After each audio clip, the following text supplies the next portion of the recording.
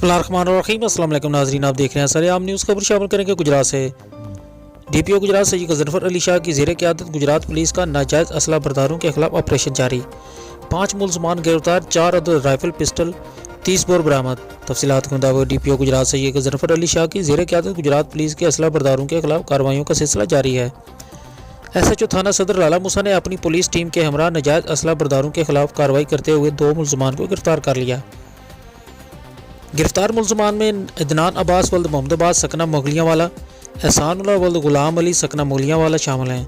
मुलजमान के कब्जे से 2 अदद राइफल बरामद कर ली गई हैं, जबकि थाना सिटी लाला मूसा पुलिस ने नाजायज़ असला बरदारों के खिलाफ कार्रवाई करते हुए मुलजमान जाज़ब अली वल्द कुर्बान अली सकना लाला मूसा, नोमान सफदर वल्द सफदर हुसैन सकना लाला मूसा को गिरफ्तार करके मुलजमान के कब्जे से 2 अदद राइफल बरामद कर ली। थाना बी डिवीज़न पुलिस ने नाजायज़ असला बरदारों के खिलाफ कार्रवाई करते हुए मुलजम फ़याज़ अली वल्द गुलाम मुस्तफ़ा सकना मल्ला हुसैन कॉलोनी को गिरफ्तार कर लिया। मुलजम के कब्जे से पिस्टल 30 बोर बरामद कर लिया गया। गिरफ्तार होने वाले मुलजमान के खिलाफ अलग अलग मुकदमा दर्ज करके मज़ीद तफ्तीश का आगाज़ कर दिया गया है।